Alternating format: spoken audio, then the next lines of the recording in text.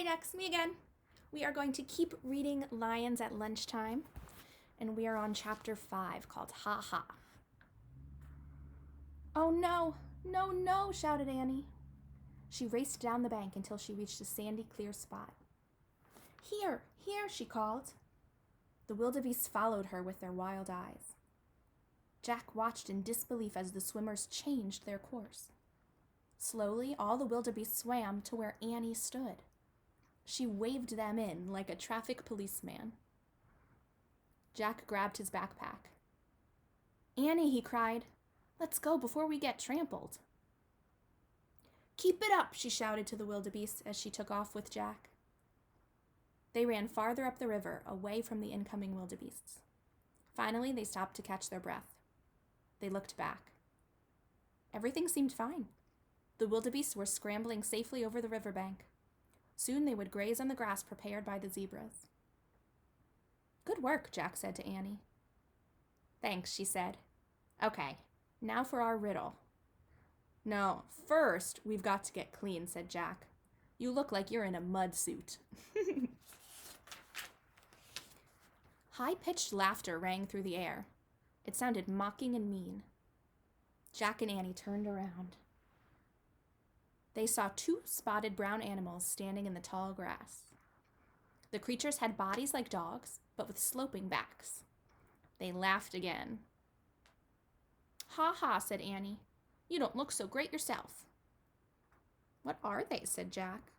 He took out the book. He tried not to get mud on it as he looked for a picture. When he found it, he read aloud. On the African plains, the hyena is the ruling predator after the lion. It makes a sound similar to a high-pitched human laugh. What's predator mean? Said Annie. It means it catches things and eats them, said Jack. Oh, said Annie. Yuck. The two hyenas laughed again, and they moved closer to Jack and Annie. Quietly, Jack read more. The hyena has a reputation for being a thief and a coward. Let's see if they're cowards, whispered Annie. Let's try to scare them. The hyenas laughed and moved a little closer. How? Jack asked. Act like a monster, said Annie. Now! Jack and Annie made terrible monster faces. You make a terrible monster face. They put out their hands and rushed at the hyenas. Arr! They shouted.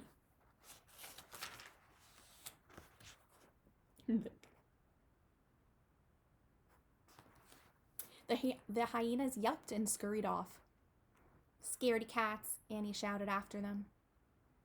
Come on, said Jack. Annie and Jack took off in the other direction. They ran around a bend in the river. Jack heard the hyena laughter again. It sounded far away. Good, he said. They're gone. Hey, maybe we can wash over there, said Annie. She pointed to the edge of the forest. There was a small pond surrounded by tall grass. Zebras were drinking the water. Yeah, said Jack, if it's safe enough for them to drink. The zebras ignored them as they walked toward the pond. When they reached the edge of the water, Jack set his heavy pack down in the dry grass. He glanced around. No lions were in sight, but then he heard something. On the far side of the pond, something very big was coming out of the trees. Oh, man. All right, chapter 6. Spick and Span. Be still, said Jack. Jack and Annie stood frozen as an elephant stepped out of the shadows. It waded into the pond and dipped its trunk into the water. Oh, wow, said Annie. Jack breathed a sigh of relief. An elephant wasn't going to chase them and eat them. Still, the elephant was huge. Let's sneak away, said Jack. But I want to watch, said Annie. Fine, said Jack. He was tired of Annie getting sidetracked. I'm going to solve the riddle by myself. I'll meet you back at the treehouse. He turned to go. A spray of water rained down on him. It came from behind. He shouted with surprise and looked back. The elephant's trunk was pointed straight at Annie. Cool, she cried. He's giving me a shower. Look at that.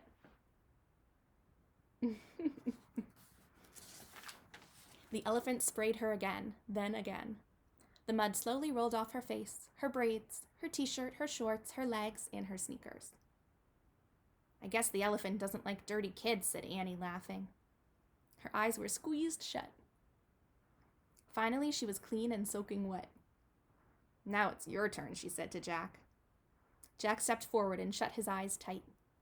A blast of water hit him. It did feel like a shower, a strong shower. When Jack was clean, the elephant let out a grunt. Then he started to splash himself with water. Thanks, said Annie. Yeah, thanks, said Jack. I'm spick and span now, said Annie. When the sun dries me off, I'll be like new. Good, said Jack. Now we can get serious. He picked up his heavy pack. We have to figure out the answer to the riddle so we can leave this place before we run into real trouble. He looked around nervously. Where are the lions, he wondered. A small bird flitted near his head. Hi, Annie said to the bird. Jack turned back to her. According to the riddle, we're looking for something gold and sweet.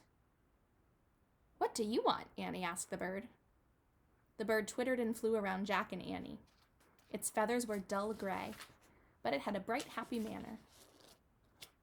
Annie, listen to me, not the bird, said Jack. The bird kept fluttering around them. She's trying to tell us something, said Annie. Jack let out a long sigh. You are driving me crazy today, he said. But I feel like she needs our help, said Annie.